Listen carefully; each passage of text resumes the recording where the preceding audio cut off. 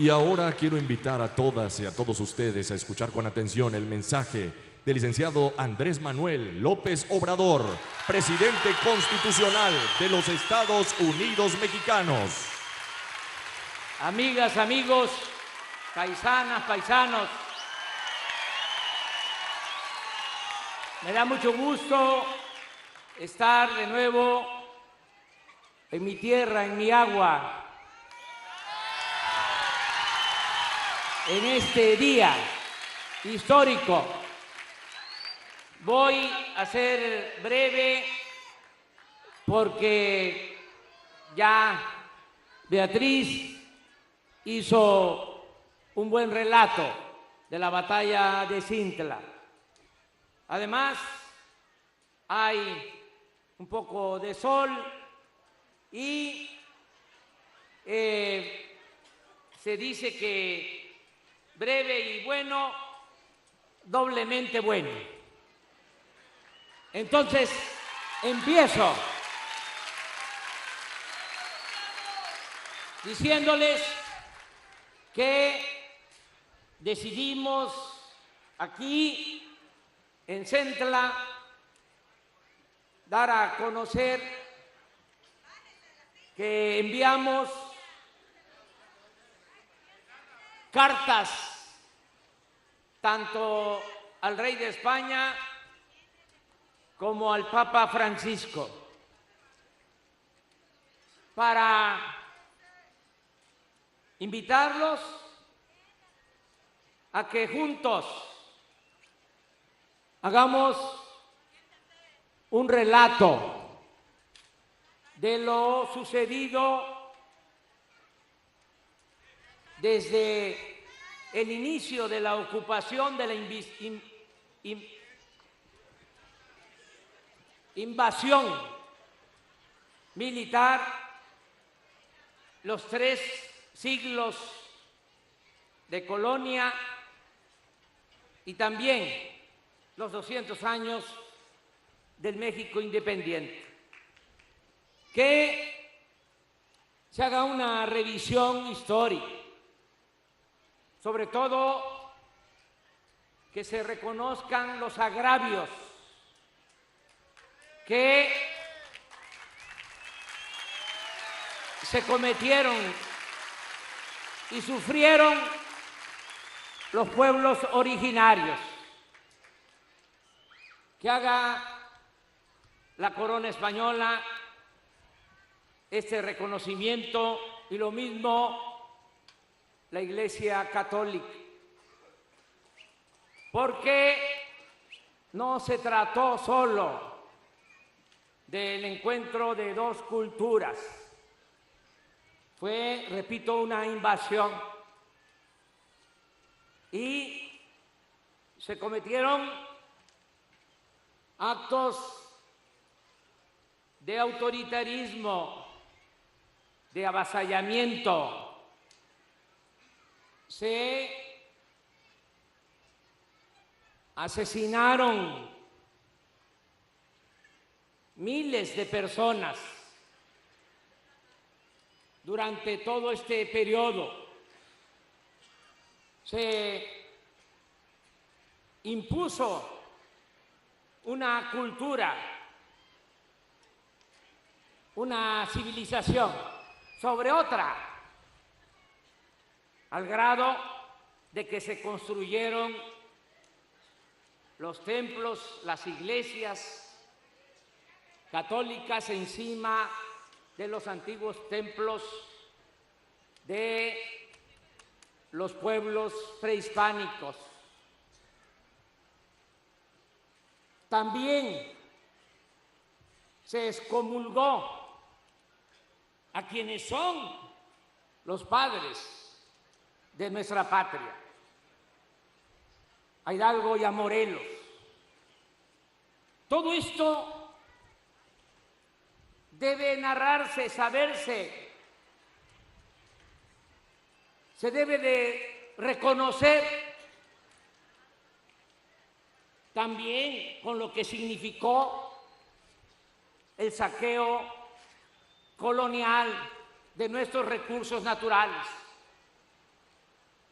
Pero no es el propósito resucitar estos diferendos, sino ponerlos al descubierto, no mantenerlos en el subsuelo como algo subterráneo, porque todavía, aunque se niegue, hay heridas abiertas. Y es mejor reconocer que hubieron abusos y que se cometieron errores. Es mejor pedir perdón y a partir de eso buscar hermanarnos en la reconciliación histórica.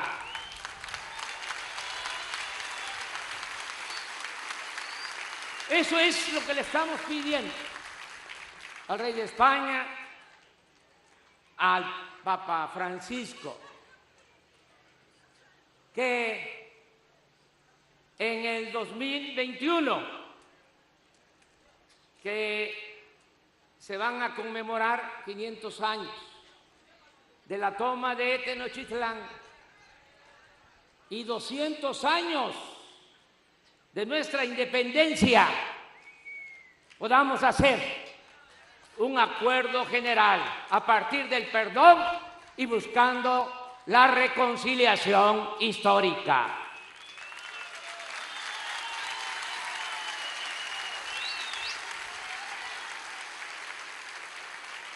No podríamos nosotros conmemorar los 500 años sin ponernos al corriente con lo que aconteció. Y no solo es que el rey de España y el Papa Francisco, que ya lo ha hecho en otros países, lo hizo en Bolivia, queremos que lo haga también en México. No es nada más que ellos pidan perdón. Yo, en nombre del Estado mexicano, voy también a pedir perdón por los abusos que se cometieron en estos últimos 200 años, sobre todo por la opresión a las comunidades indígenas, a los pueblos originarios. Pedir perdón por el exterminio que hubo de los pueblos yaquis durante el Porfiriato. Pedir perdón por la represión a los pueblos mayas y también pedir perdón porque tanto en el Porfiriato como en la Revolución hubo exterminio de la población china que trabajaba en nuestro país. Miles de chinos asesinados. Todo esto lo vamos a hacer en este año histórico de 2021. Y aquí en Centla se pone de manifiesto y pronto el Consejo para mantener nuestra memoria histórica, para no perder nuestra memoria histórica, va a convocar a un grupo de mexicanos, mujeres y hombres, de todas las expresiones del pensamiento, para que vayan preparando esta acción conjunta que queremos llevar a cabo con España y con la Iglesia Católica. Esto es lo que queríamos manifestar aquí en Centla y por eso estamos con ustedes, paisanas, paisanos.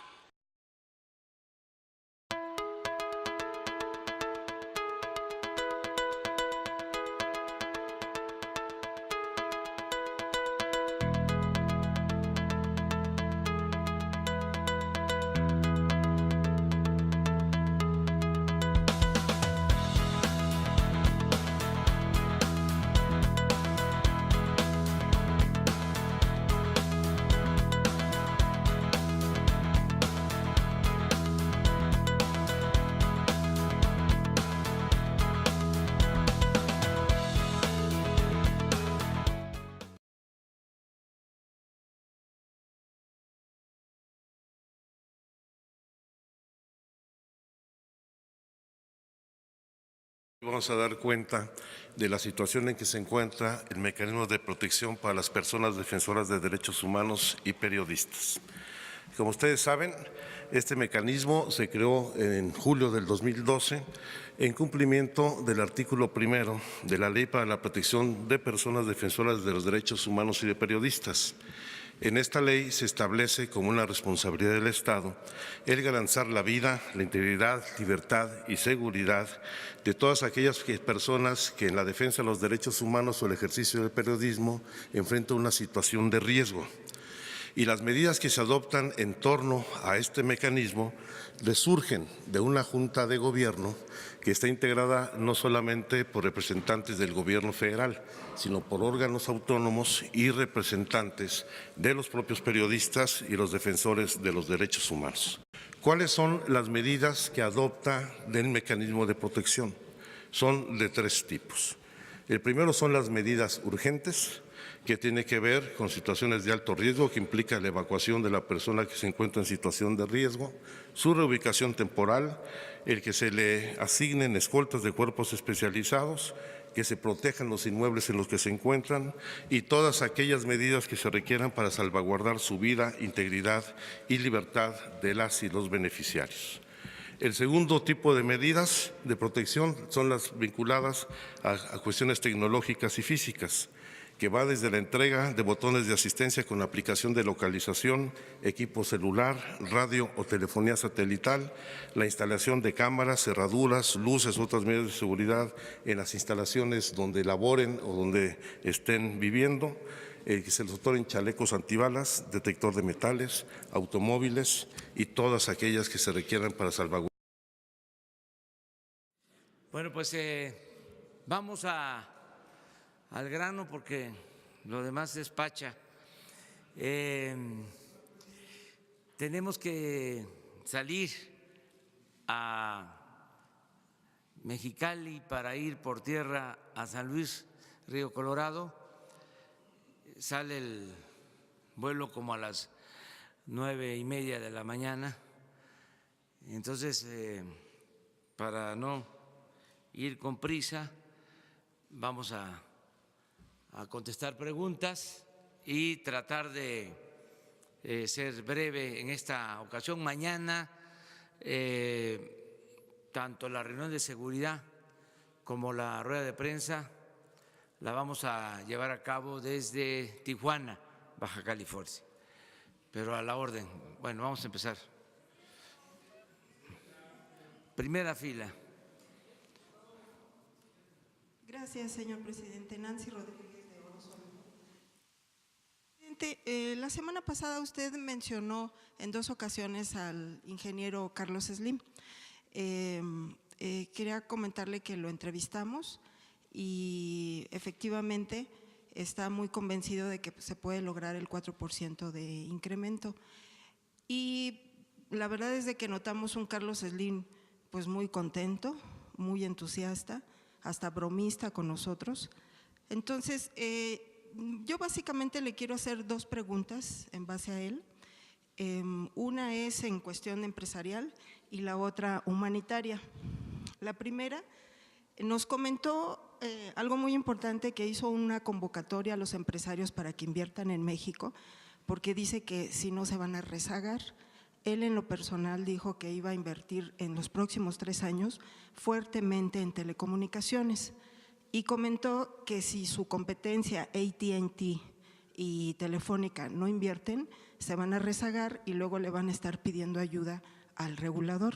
Entonces, usted que ya tuvo la oportunidad de platicar con él, ¿cómo ve esta postura de este ícono empresarial? Y si me permite esta primera pregunta y ahorita le hago la otra, ¿sí? ¿Y por qué no la otra también? ¿También? Sí, ok. porque a lo mejor se relaciona. Sí, bueno, México padece una crisis de tráfico de órganos, incluso pues se ha sabido de que venden órganos y es un problema, ¿no?, aquí en México por falta de conciencia. Entonces nosotros desde hace 2 años platicamos con la familia Slim para hacer un foro sobre donación de órganos. Lo que pasa es que para cruzar agendas pues no ha sido posible, ¿no?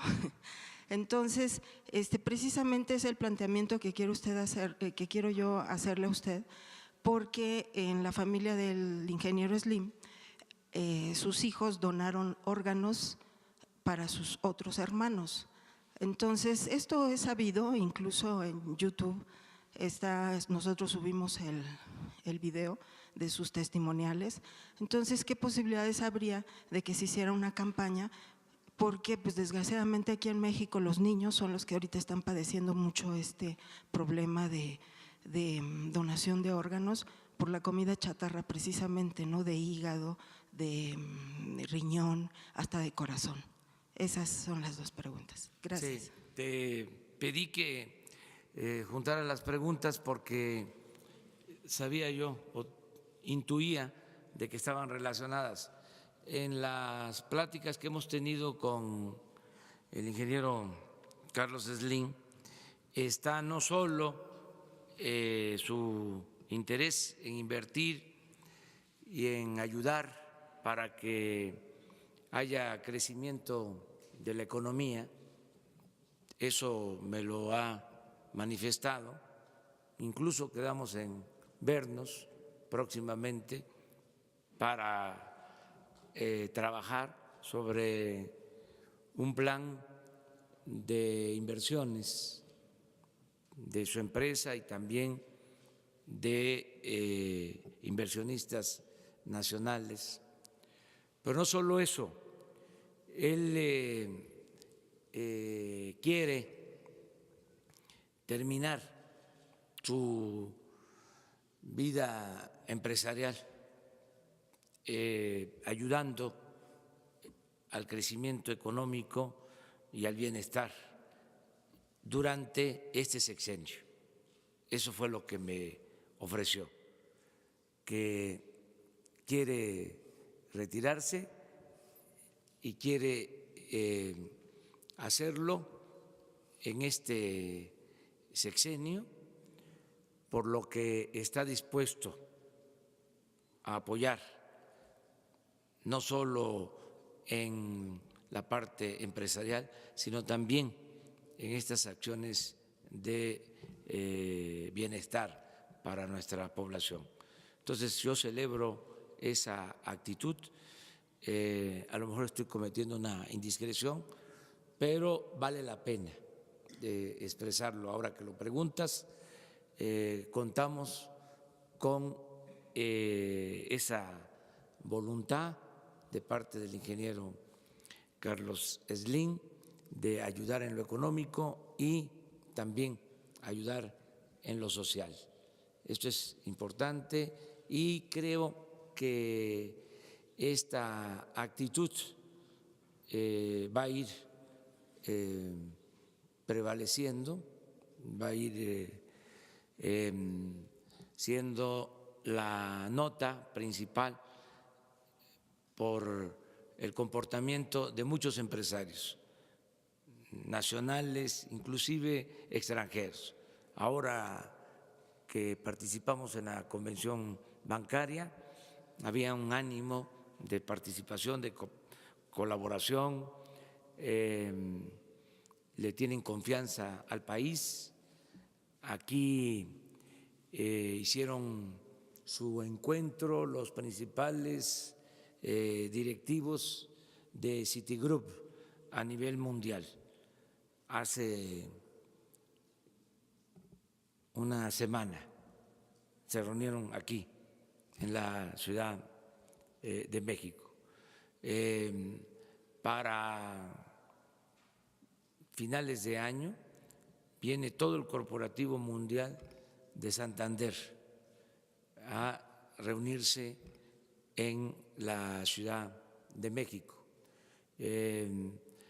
Y así hay expresiones de confianza y también están percibiendo de que hay condiciones para la inversión, de que hay Estado de Derecho, de que no va a haber corrupción, de que va a haber piso parejo y que vamos a poder tener en México crecimiento, esta idea que queremos convertir en realidad, este sueño que queremos convertir en realidad de que México sea una potencia económica con dimensión social. Entonces hay condiciones inmejorables para eso. Es lo que te puedo contestar. ¿Y lo del tráfico de órganos? Sí, en ese marco yo creo que ellos pueden participar, yo creo que ellos pueden apoyar.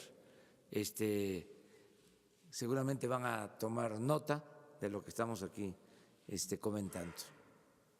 Y hay que verlos también, hay que ir a visitarlos, a entrevistarse con ellos y a hacerles el planteamiento.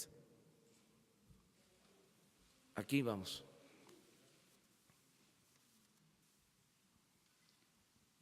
Buenos días, presidente. Daniel Blancas, de Crónica. Señor, estuvimos revisando los contratos, o más bien los procesos de licitación de los 7 gasoductos que están paralizados y que ya hemos referido varias veces en esta conferencia, y descubrimos que se utilizó una figura que se solía utilizar mucho en esos tiempos, una figura de testigo social o observador social para avalar, digamos, la pulcritud de los procesos y de los contratos. En 6 de los 7 casos de estos gasoductos se utilizó como respaldo, digamos, como aval moral a Transparencia Mexicana.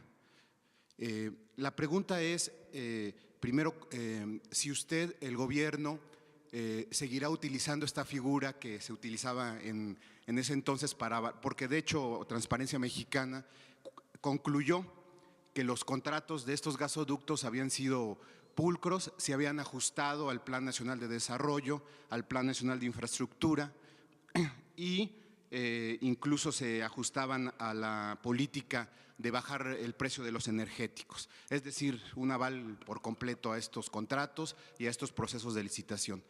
¿Qué opina usted de este papel que juegan estas organizaciones como Transparencia Mexicana para dar aval a algo que ya se sabe está, o lo hemos sabido, pues está incorrecto? Bueno, hay que revisar todos estos mecanismos porque ha habido mucha simulación. Estas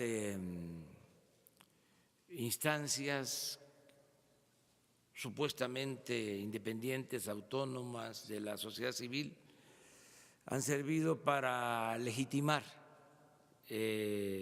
contratos leoninos. Los testigos sociales son ciudadanos, expertos, aparentemente autónomos, independientes, que avalan este tipo de contratos. Hay la experiencia de que son figuras decorativas, por decirlo menos, porque si decimos lo más, pues son como alcahuetes. Y entonces firman de que está muy bien el contrato, que se ajusta a la política de desarrollo y que es bueno para el país. Y entonces se cumple con ese requisito y adelante. Cuando la negociación se hizo de antemano, a puerta cerrada y con influyentismo y con corrupción de por medio. Hay antecedentes sobre esto. Entonces sí vamos a revisar todos esos procedimientos. O sea, terminar con la simulación. Además, a los testigos sociales se les paga, cobran. Es una especie de soborno. Lo digo con todo respeto y no quiero generalizar, pero ya es tiempo de hablar con claridad sobre las cosas, ¿no? Entonces sí tienes toda la razón. Imagínense esos contratos. Lo expliqué, lo vuelvo a decir. Si se estimó que la construcción de un gasoducto iba a costar $1,000 millones, se termina pagando hasta $8,000 millones. Además de que es un abuso, aún incluyendo el costo del financiamiento, lo más inaudito es de que el gasoducto no pasa a ser propiedad de la Comisión Federal de Electricidad, de la empresa que paga la construcción del gasoducto, sino se queda como propiedad de la empresa que construye el gasoducto. Eso no creo que exista en ningún país del mundo, porque eso es más que corrupción. Entonces, avalar de que ese contrato es bueno para la nación, pues es una falsedad. Entonces, tienes toda la razón, todo esto se está revisando. Al mismo tiempo, no queremos escándalos, no queremos que digan que estamos rescindiendo contratos, que estamos incumpliendo con compromisos de los anteriores gobiernos. Estamos haciendo un llamado a las empresas a que haya una renegociación y que sea voluntario de parte de ellos, porque de lo contrario significa la quiebra de la Comisión Federal de Electricidad. ¿Y ha notado apertura de estas empresas para...? Sí, porque están conscientes de que fue algo desmedido, sin límite. Desde luego, la culpa no solo es de las empresas, sino y el gobierno, cómo permitir eso, cómo aprobar eso. Inclusive les comentaba que en muchos casos estos contratos ni siquiera pasaron por los consejos de administración de la Comisión Federal de Electricidad. Entonces estamos buscando arreglos en este sentido, pero estás tocando un tema importantísimo, esto de los testigos, porque ya con cumplir con ese requisito, con el expediente, ya pasa, ¿no? Pues no es así. ¿No va a utilizar su gobierno esta figura de testigo social? No, vamos a ver la forma de que haya transparencia total y que no haya simulación. Bueno, y la segunda pregunta, presidente, es si ya recibió el reporte de la Secretaría de Comunicaciones y Transportes sobre estas empresas con un perfil muy específico que habían comenzado a cometer abusos o a cobrarle a los jóvenes que no tienen empleo ni trabajo. Sí, pero no ha prosperado eso, o sea, no ha proliferado. Son casos muy aislados. El programa de Jóvenes Construyendo el Futuro va adelante. Aprovecho para decirle a la gente de que no se tiene que pagar nada, decirle a los jóvenes que ellos se inscriben, escogen su tutor, que puede ser un maestro mecánico, electricista, un comerciante, un empresario, tienen su tutor, se inscriben y reciben 3,600 pesos mensuales, mientras se están capacitando para el trabajo. ellos son aprendices y es un programa que está abierto a todos los jóvenes de 18 a 29 años de edad. Todo el que quiera trabajar como aprendiz tiene abierta esta posibilidad. Lo único es conseguir al tutor o pedirles a quienes tienen una profesión, quienes tienen un oficio, que nos ayuden, que ellos conocen a jóvenes de sus familias, conocen a jóvenes de sus calles, de sus cuadras, de sus colonias, de sus pueblos, de sus barrios, que no tienen actividad, que no tienen trabajo, que nos ayuden, que los llamen, que les digan: te voy a enseñar, vente aquí al taller, vente a la tienda, vente al despacho de contabilidad, al despacho jurídico, aquí vas a aprender el oficio, la profesión, y vas a recibir los 3,600 pesos mensuales para que te ayudes y te encamines por el sendero del bien, para que no tengas la tentación de tomar el camino de las conductas antisociales. Además, para que se le tome cariño al trabajo, que es algo sagrado, el amor, el afecto por el trabajo, por lo que uno hace todos los días, ya sea trabajo físico o trabajo intelectual.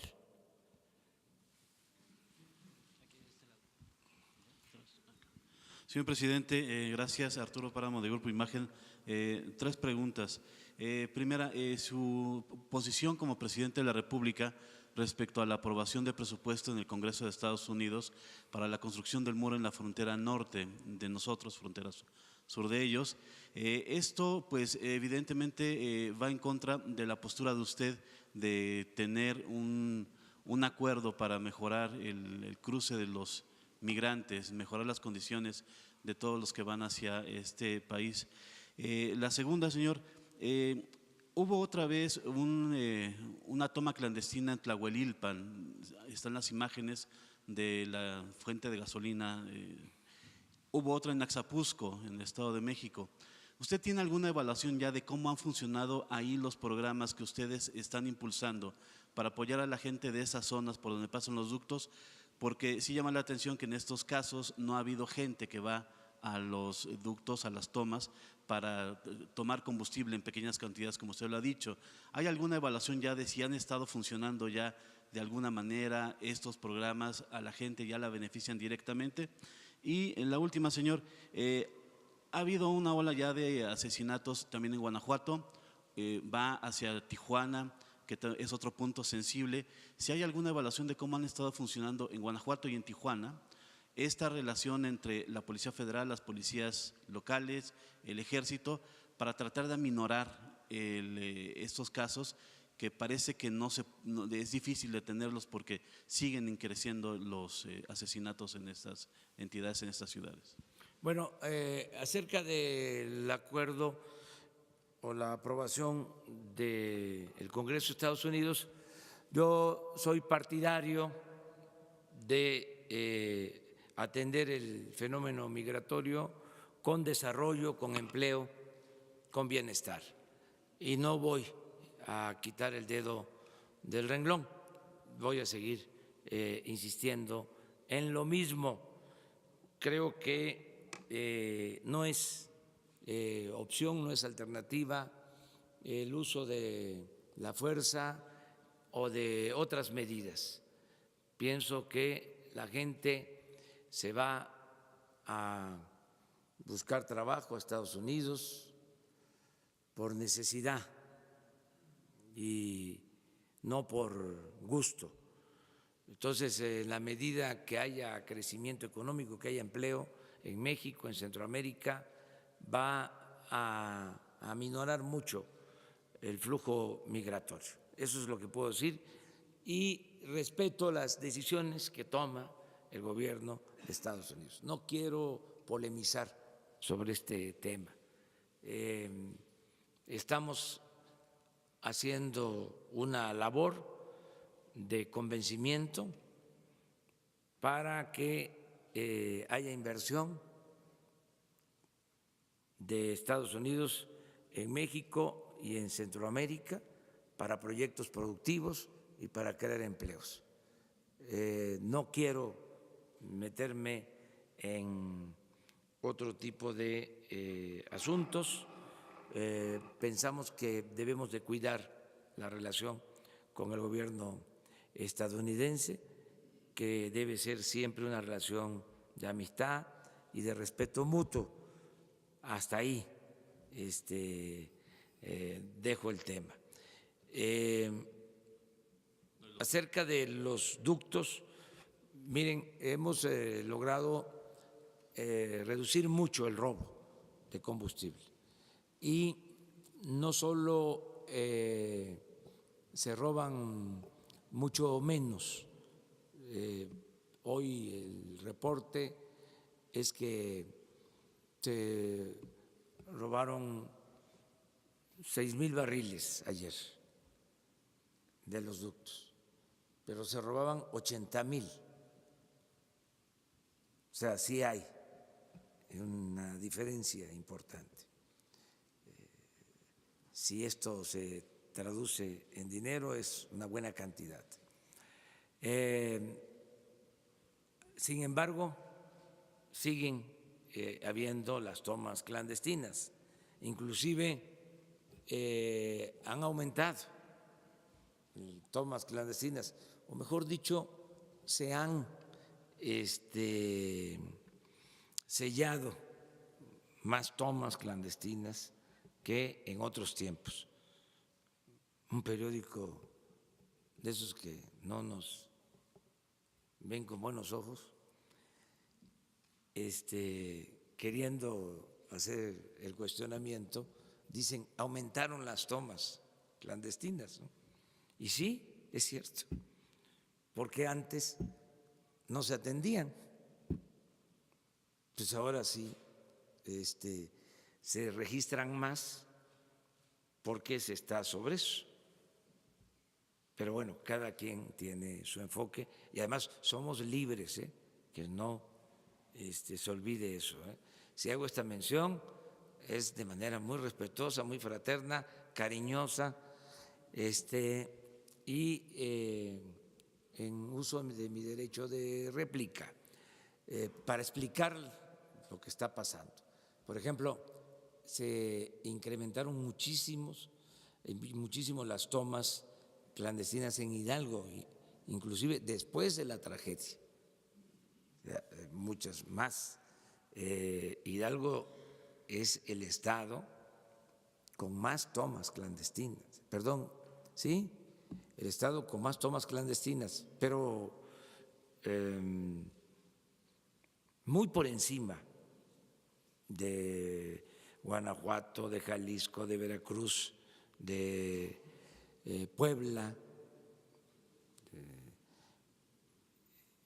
Por eso hoy, precisamente, se inicia un programa de reforzamiento en Hidalgo por parte de la Secretaría de Marina y del Ejército. Y sí, siguen habiendo tomas en Hidalgo descontroladas. Hoy a las 3 de la mañana se atendió una toma clandestina en Azcapotzalco, pero como una alberca. Entonces estamos sobre eso. ¿No tendrán ahí la de Azcapotzalco de hoy? Señor, este reforzamiento… A ver, pero es muy importante que yo termine de decirte algo. O sea, la diferencia además de que se está atendiendo y de que se cierran los ductos, se atiende y no hay robo o no hay el mismo volumen de robo que había anteriormente, la diferencia es que también ya la gente no acude. Es algo muy importante, el que se están quedando nada más solos los que se dedican a esta actividad ilícita, pero ya no tienen base social. Y le agradezco mucho a la gente por este apoyo y por hacer caso al llamado que hemos hecho. Esto va acompañado de que ya se están aplicando programas de desarrollo, programas de bienestar, pero sobre todo porque la gente ha tomado conciencia de que es mucho el riesgo y que los estaban usando para algo indebido. Es una especie de enganche para una actividad ilícita. Entonces, esto nos facilita mucho porque ya se quedan los núcleos delictivos sin respaldo social. Hay una toma y ya no está la gente. Y son tomas que han habido después de la tragedia también de mucha magnitud, descontrol, riesgo, pero tenemos eso a favor. Ojalá y así se sigan comportando los ciudadanos, las personas, y con el compromiso de que todo el que necesite apoyo, ¿sí?, para trabajo, para que haya bienestar, que no tenga necesidad de dedicarse a esta actividad, que acuda, que nos busque, que es un derecho que tienen, el derecho al trabajo y a una vida digna. Es un derecho, o sea, no es pedir una dádiva. ¿El reforzamiento, señor presidente, es personal adicional o es de los que ya están sobre los ductos redirigirlos allá? Adicional a estos ductos, por ejemplo, en el caso de Hidalgo, ¿sí?, casi el doble de personal, porque ya es básicamente para evitar que estas bandas sigan actuando. Pero ya es distinto completamente. Y lo tercero que me preguntaste… La ola de asesinatos en Guanajuato y Sí. también lo de Tijuana, que también es otro punto sensible. Vamos mañana a Baja California, vamos a informar sobre el plan que se está aplicando en Tijuana y en Guanajuato y en otras ciudades. Quiero decirles que todavía… ¿Sí está? A ver. ¿Es de qué horas de la… 4 de la mañana. Es Azcapotzalco.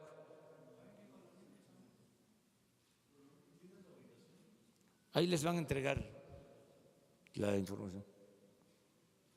Nos pararon el ducto de Tuxpan a Azcapotzalco, pero mire,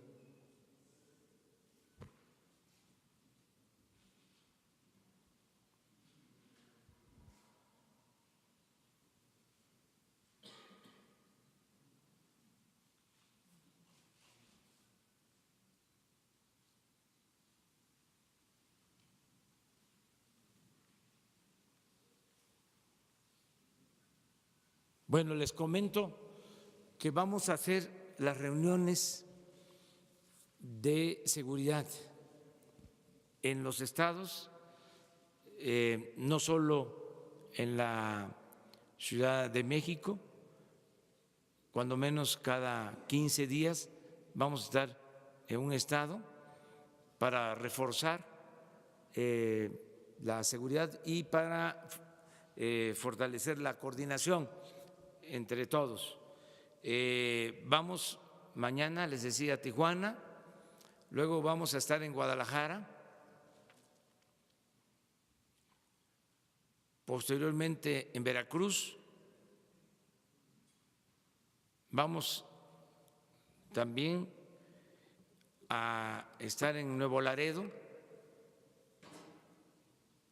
en las reuniones de gabinete de seguridad, con este propósito.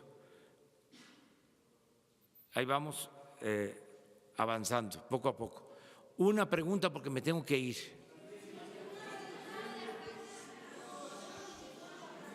¿Mande? De Tijuana. Pues voy mañana para allá.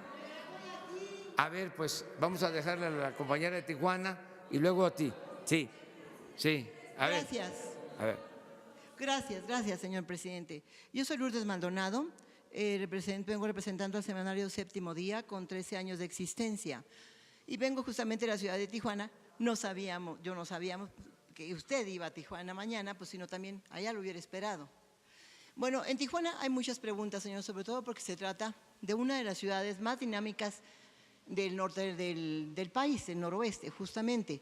Y para apoyar ese dinamismo y ese crecimiento, pues mucho se habló, porque así están en su programa, del apoyo a esa ciudad, en el sentido de la zona libre, para que se mejore todo el comercio, crezcan las empresas y que la industria maquiladora siga siendo parte del Producto Interno Bruto más alto que hay en el país. En Tijuana no hay desempleo, ni en esa parte, precisamente por el apoyo de la industria maquiladora.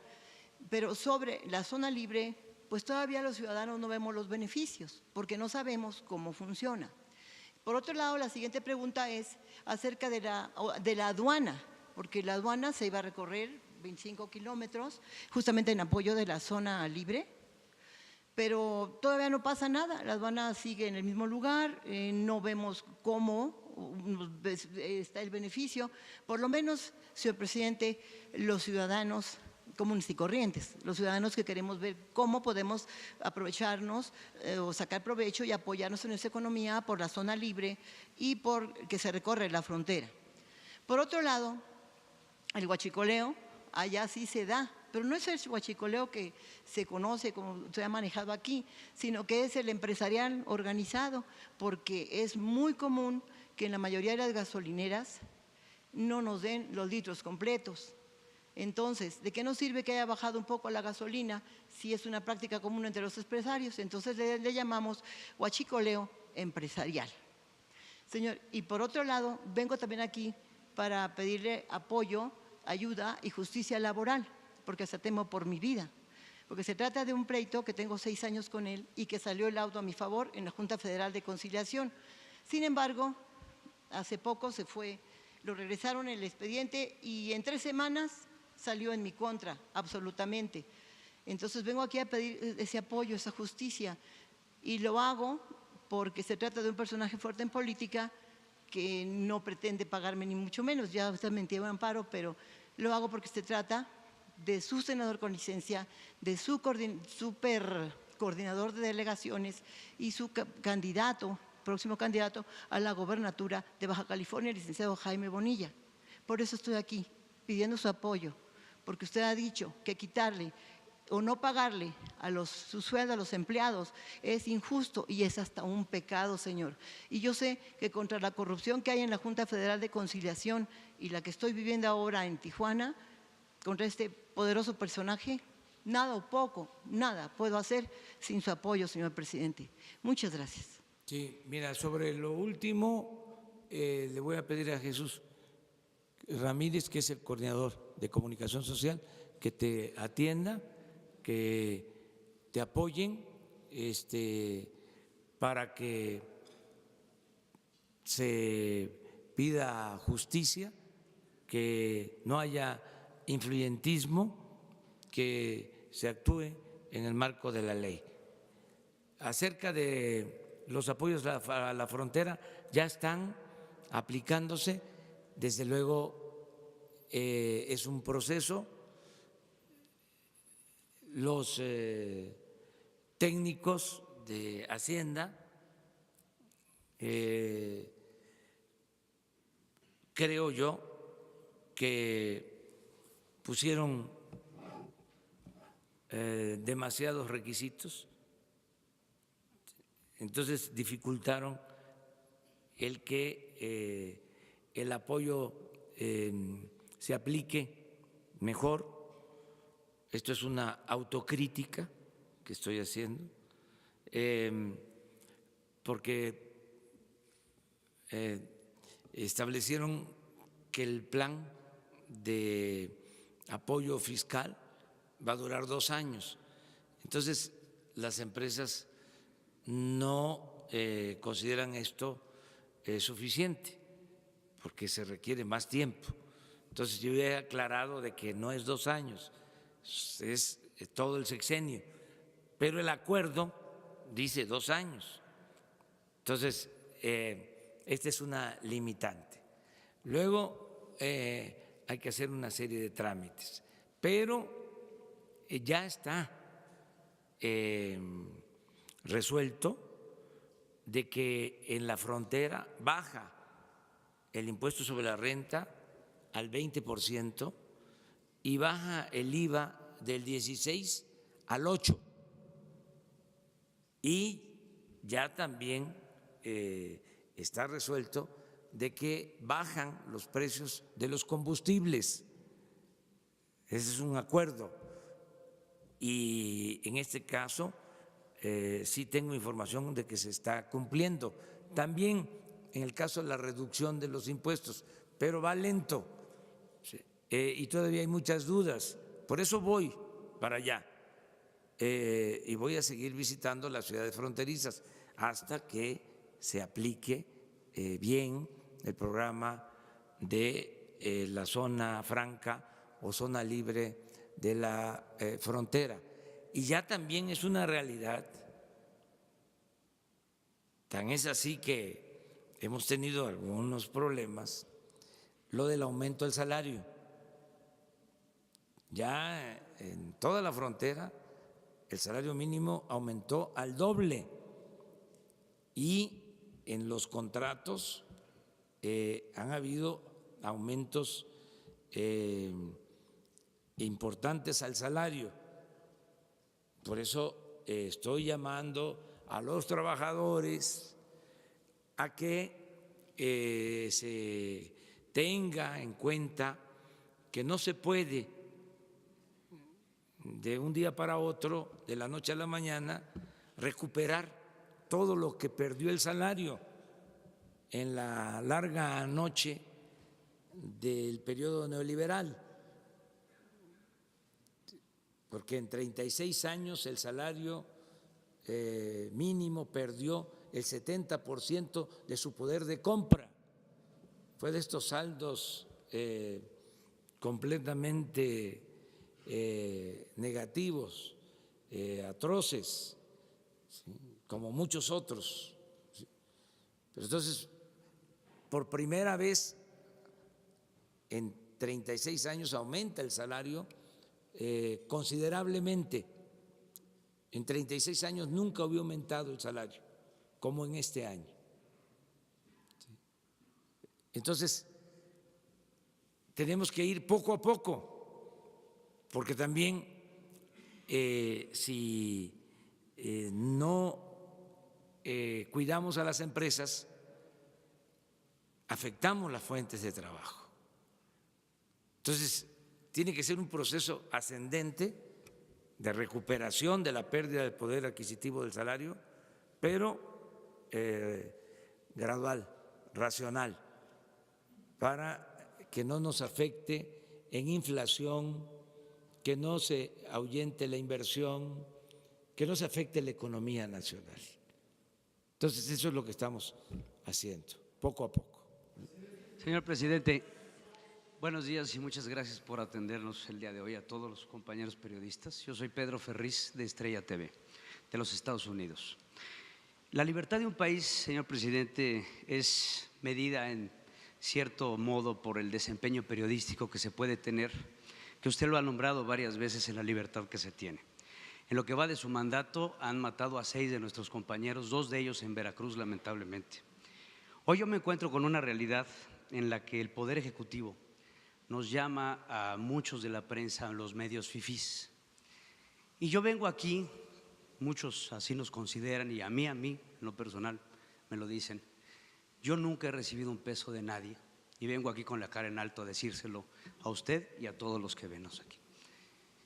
Yo creo que debemos de parar esta confrontación entre fifís y no fifís, señor presidente, y empecemos a buscar la forma en trabajar por un México mejor, por dejarnos de confrontaciones que son históricamente inconvenientes e innecesarias y que podamos unir esfuerzos, porque mire, señor presidente, yo sería el más feliz de poder estar de acuerdo con todo lo que dice, pero creo que la prensa no está aquí para estar de acuerdo con todo. Estamos aquí para apoyar y para representar al pueblo, y yo creo que debemos de dejarnos entre fifís y no fifís y trabajar en conjunto por el país. Y vengo aquí a hacerle la pregunta directamente, a preguntarle, ¿podemos parar con esta confrontación y empezar a trabajar a favor de México? Muchas gracias, sí, señor presidente. Y que tengan ustedes siempre muy presente que jamás vamos nosotros a atentar contra la libertad de expresión. Tan es así que tú estás aquí con toda la libertad haciendo tu planteamiento. Esto no se hacía antes. Yo no sé cada cuándo tenían ruedas de prensa los anteriores presidentes. Sí, aquí no, aquí es abierto, es diálogo circular. Y no hay rencores, no hay odios, es el ejercicio, ¿sí?, de nuestro derecho de réplica. Antes, como no tenía autoridad moral el gobernante, no tenía autoridad política. Si no se tiene autoridad moral, no se puede tener autoridad política. Cualquier periodista lo ninguneaba y no podía responder porque le sacaban sus asuntitos, sí. Entonces yo tengo autoridad moral. Entonces, por eso, cuando estoy viendo que hay una actitud tendenciosa de la prensa, porque eso no tiene nada que ver con la polarización, siempre ha existido una prensa conservadora, una prensa fifí. Yo no inventé lo de fifí. No, se usó para caracterizar a quienes se opusieron al presidente Madero.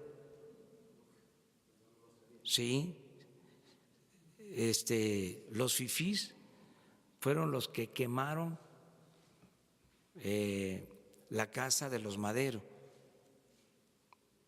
Los fifís fueron los que hicieron una celebración en las calles cuando asesinaron atrozmente a Gustavo Madero,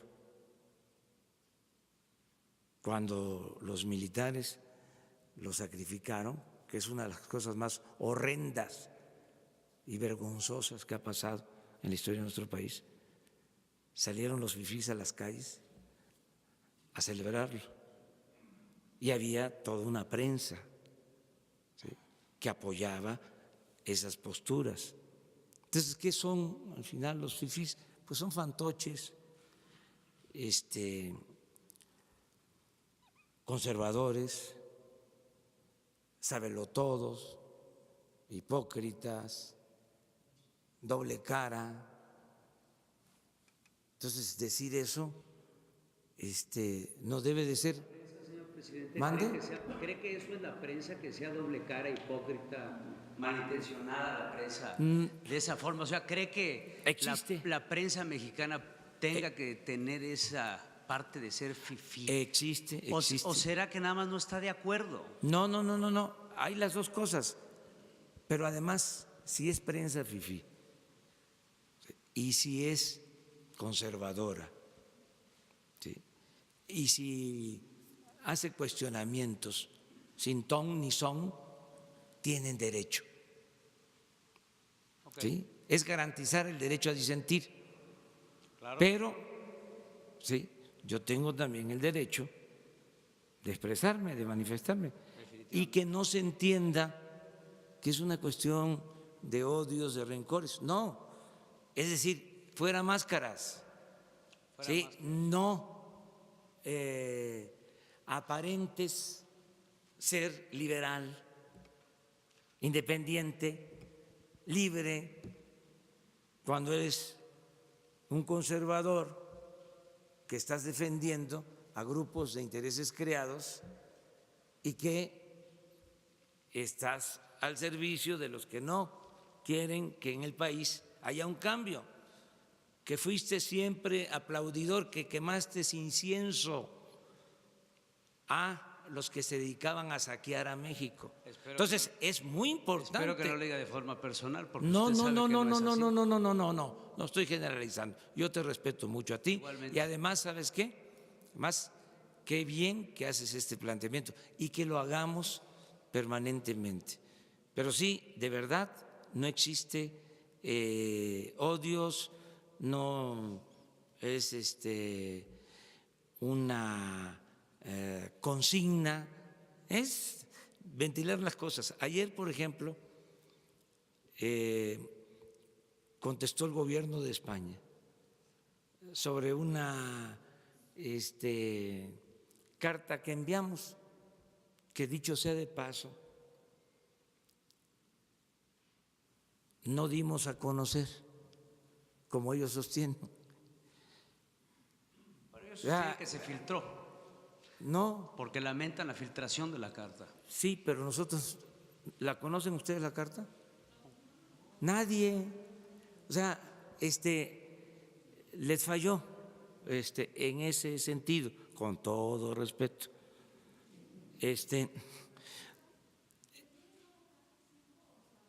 No dimos a conocer nosotros la carta.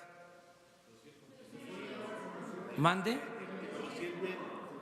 Sí, envié las cartas porque lo dije tanto al rey Felipe VI de España como al Papa Francisco.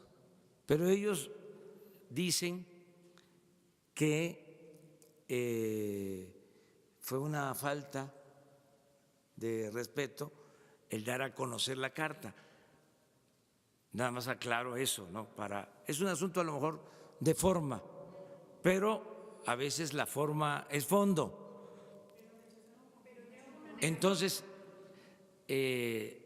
rechazan, ¿no?, lo que les estamos planteando en la carta que no hemos publicado y que no la hemos publicado por respeto, claro, y se la enviamos al rey de España y se envió la carta también al Papa Francisco. Y no dimos a conocer las cartas, pues por respeto a que ellos tuvieran el tiempo de revisarla, de analizarla y luego darnos una respuesta. Pero ¿qué es lo bueno de esto? Que nos hace recordar, es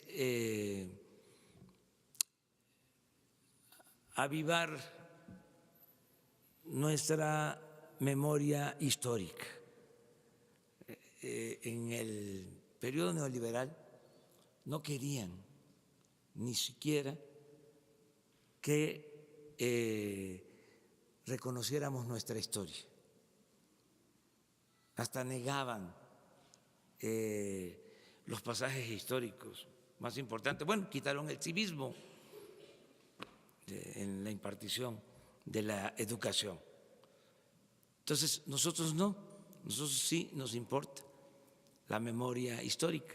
Entonces, con esto se va a saber qué sucedió hace 500 años, ¿sí?, cómo se dieron los hechos, si hubo agravios o no hubo agravios, si, como estamos planteando, es necesario pedir perdón y comenzar una etapa nueva de reconciliación, de hermandad.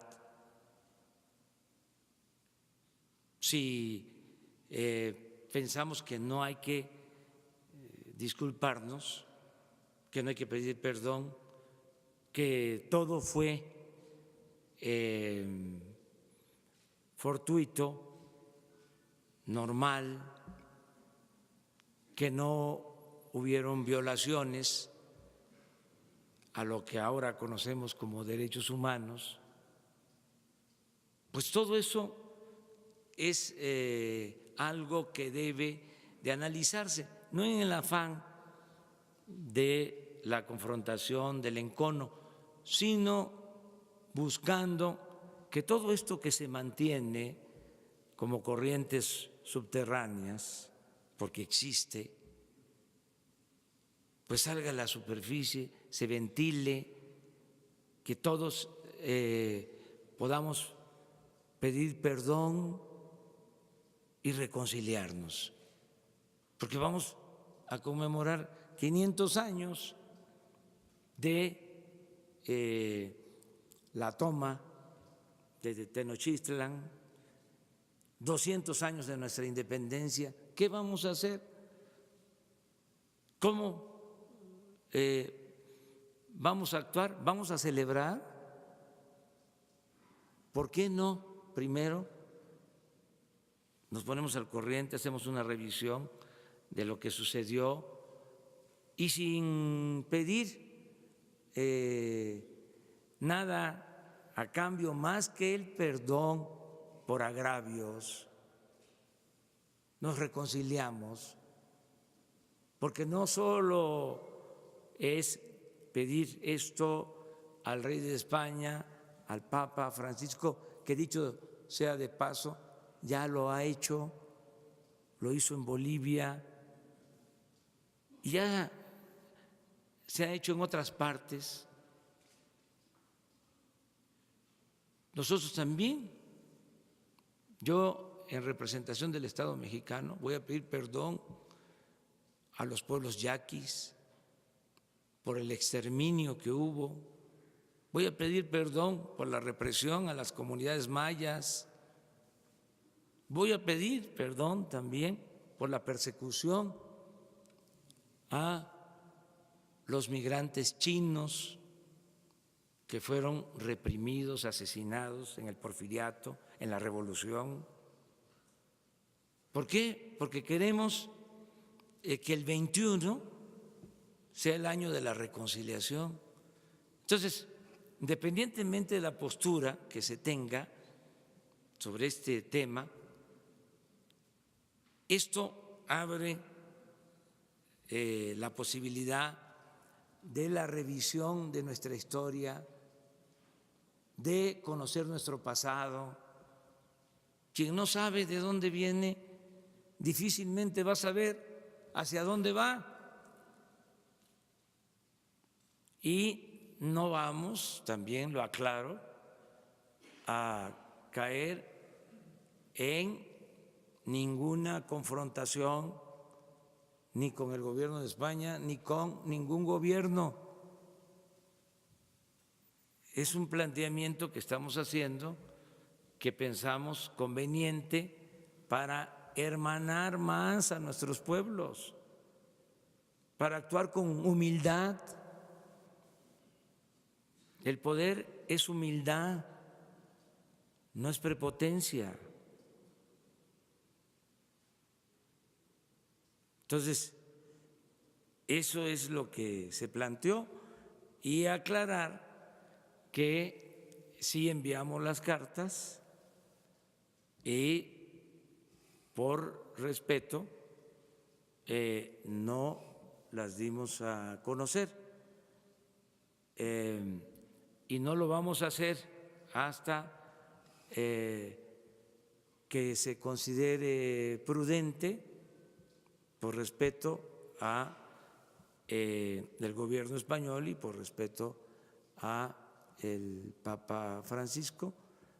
Ahora, si ellos quieren dar a conocer la carta, pues también están en su derecho, pero lo que queremos es ver si se puede integrar un grupo conjunto para hacer una relatoría de lo sucedido y a partir de ahí, de manera humilde, aceptar nuestros errores y pedir perdón y reconciliarnos entre todos. Ese es el planteamiento.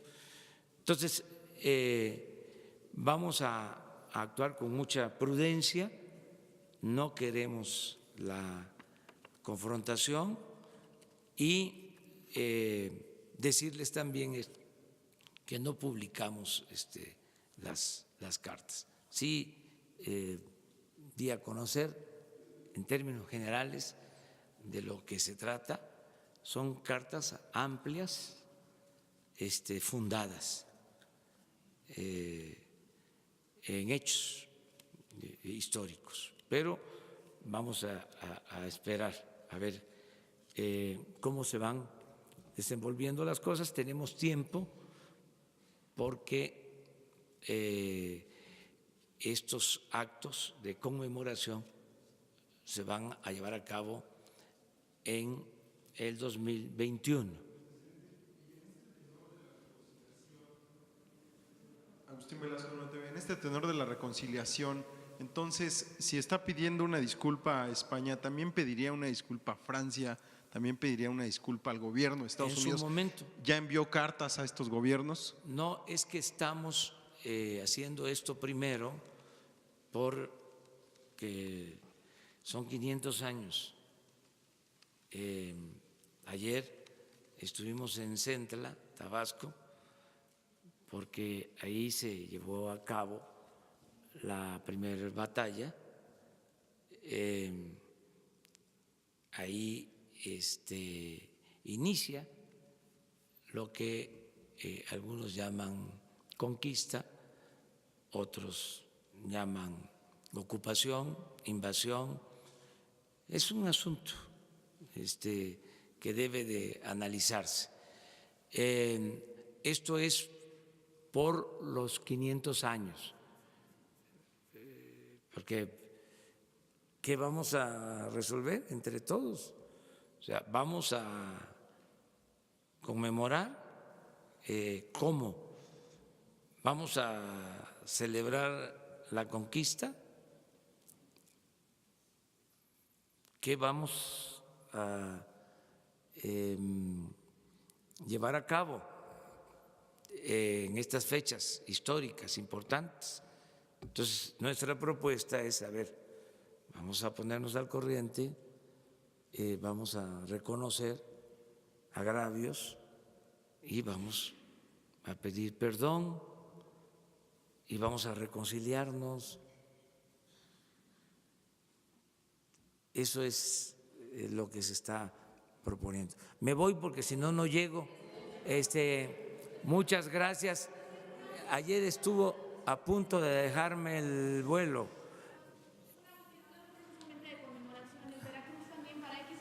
Claudia Pérez. Para Veracruz también está por celebrar la conmemoración de los 500 años de la fundación. ¿Ya recibió usted una invitación formal y, de ser así, va a participar en estos festejos? ¿Y cómo sería su participación también? Es que es parte de lo mismo. No puedo participar en un festejo como jefe del Estado mexicano hasta que no resolvamos este asunto. Desde luego, todos los mexicanos somos libres, pero yo represento al Estado mexicano y no puedo participar en festejos en estas fechas en tanto no aclaremos, ¿no?, lo fundamental y se llegue a un acuerdo de reconciliación. ¿No asistirá por el momento? ¿No está confirmado entonces? No, no. Muchas gracias. Gracias. ¿No habrá qué?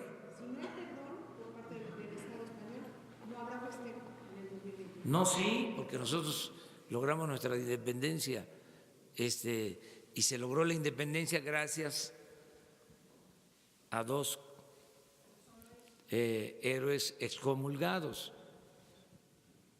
O sea, los héroes de nuestra patria fueron excomulgados. Entonces, ¿por qué no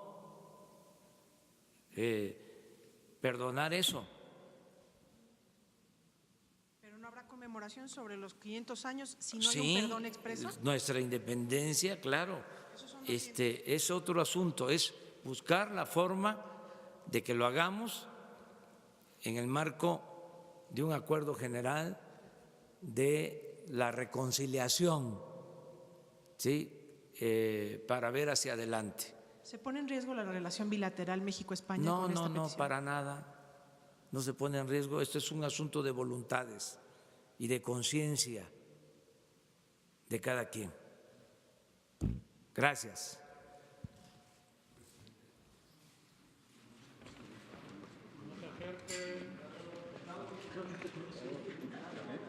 Señor presidente.